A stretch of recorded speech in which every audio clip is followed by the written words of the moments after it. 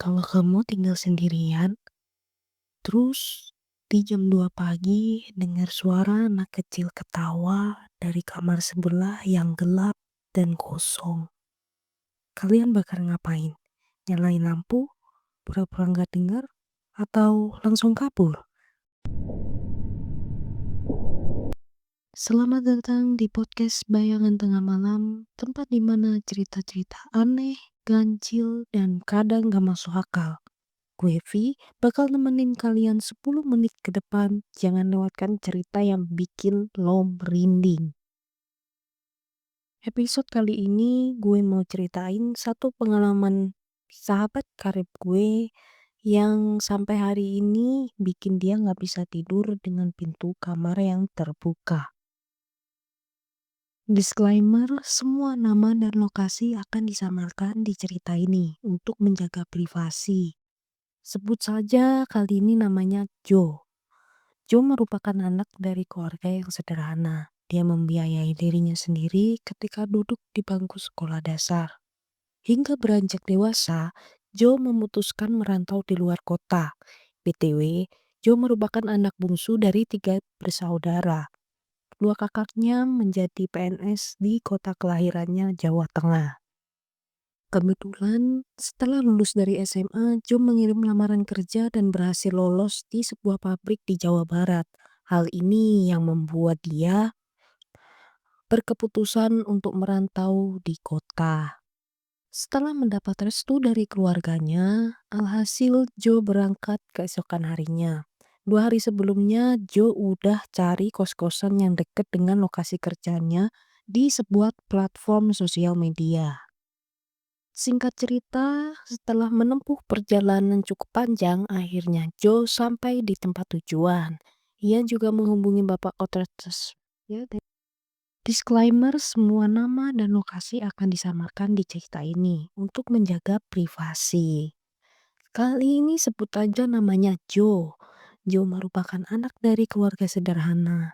Dia membiayai dirinya sendiri ketika duduk di bangku sekolah dasar. Hingga beranjak dewasa, ia memutuskan merantau di luar kota. BTW, Joe merupakan anak bungsu dari 3 bersaudara. Kedua kakaknya menjadi PNS di kota kelahirannya, Jawa Tengah. Singkat cerita, setelah menempuh perjalanan cukup panjang, akhirnya Joe sampai di tempat tujuan. Ia menghubungi bapak kos tersebut. Dari terminal, Joe pesan ojek online untuk ke kosannya itu. Karena dia orang baru di kota itu, tentunya belum hafal jalanan di sana. Singkat cerita, Joe udah sampai di gerbang kosan. Dia disambut oleh bapak kos dan mengantarnya ke kamar. Kosan Joe cukup bagus dengan harga 800-an kala itu. Fasilitas yang diberikan juga cukup lengkap. Ada TV, kipas angin, kasur, dan lemari. Untuk dapur dan kamar mandi, dia sharing atau dipakai bareng-bareng gitulah. Menurutnya harga segitu cukup wajar, apalagi tempatnya cukup strategis. Kebetulan kamar Joe dekat dengan kamar mandi dan dapur. Di sebelah kamarnya merupakan kamar kosong yang tidak berpenghuni. Setelah menempuh perjalanan yang cukup panjang, Joe merasa kelelahan. Dia bergegas ke kasur untuk merebahkan diri. Tanpa disadari, dia tidur terlelap. Singkat cerita, bangun-bangun udah nunjukin jam 7 malam. Joe bergegas mandi dan bikin mie instan di dapur karena seharian dia belum ada makan.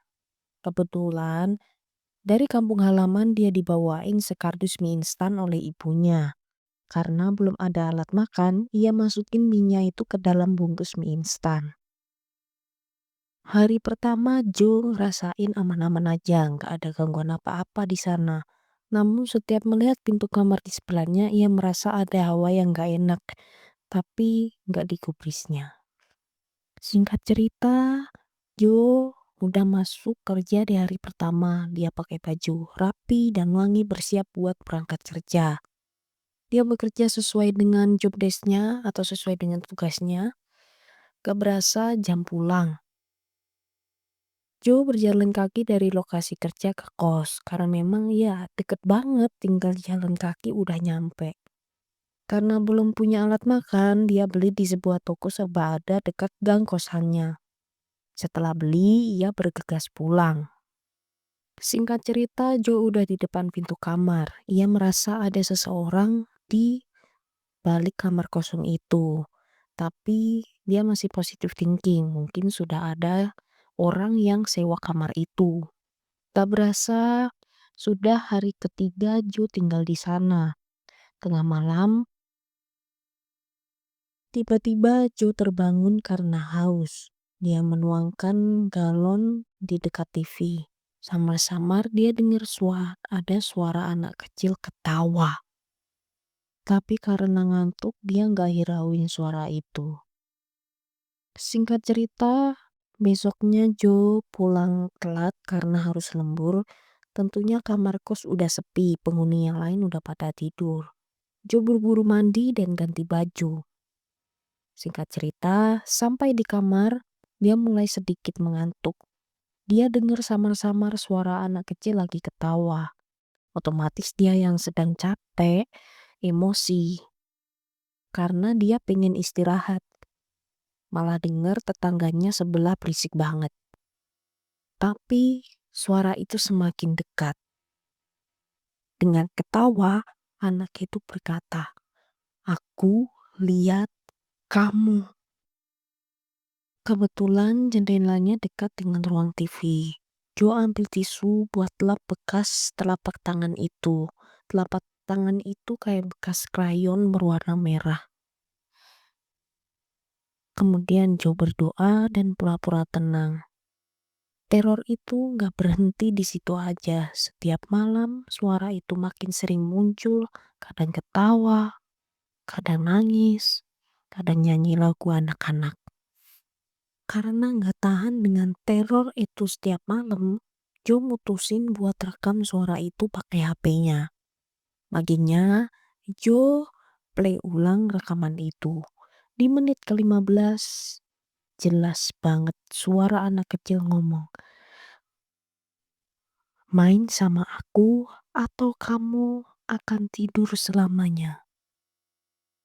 Joe langsung lempar HP-nya dan buru-buru pindah dari kamar kos itu. Tapi sebelum keluar dari kos itu, dia tanya kepada bapak-bapak yang dipercaya menjaga kos itu. Karena Joe terus mendesak, akhirnya bapak itu cerita. Ternyata di samping kamar kos Joe dulu ditinggali oleh ibu dan anak berumur 3 tahun. Sekedar informasi, kosan Joe ini merupakan kos campur, jadi nggak heran ada keluarga kecil tinggal di kosan itu. Kamar di sebelah Joe itu memang dibiarin kosong karena memang nggak ada yang berani sewa. Ibu dan anak itu ditemukan meninggal di kamar kos karena keracunan. Dan mereka baru ditemuin 3 hari setelah kejadian. Sempat beberapa kali Joe melihat ada coretan anak kecil di depan pintu kamarnya. Namun Joe tidak menghiraukan dan membuangnya ke tempat sampah. Namun coretan itu ada lagi keesokan harinya. Di mana gambar dari coretan itu digambar pakai krayon merah. Di situ ada anak kecil berdiri dan bayangan hitam besar di belakangnya. Dengan gangguan-gangguan yang terus-menerus menghampiri Joe yang dirasain Joe dan mendengar cerita dari bapak itu, Joe bergegas keluar dari kos itu hari itu juga. Dia pindah dari kos yang agak jauh dari lokasi kerjanya. Dia berpikir, gak apa-apa jauh, yang penting Joe bisa beristirahat dan melepas lelahnya itu dengan tenang. Hingga sampai saat ini Joe tidak mendapatkan teror lagi dari tempat barunya. Sukses terus buat Joe, thanks buat ceritanya. Jangan lupa klik subscribe, like, dan komen. Jangan lupa klik tombol lonceng agar kalian gak ketinggalan cerita selanjutnya. Kalau kalian mau cerita pengalaman pribadi kalian bisa lewat email kita bayanganhitamofficial@gmail.com. Gue Vi, pamit undur diri.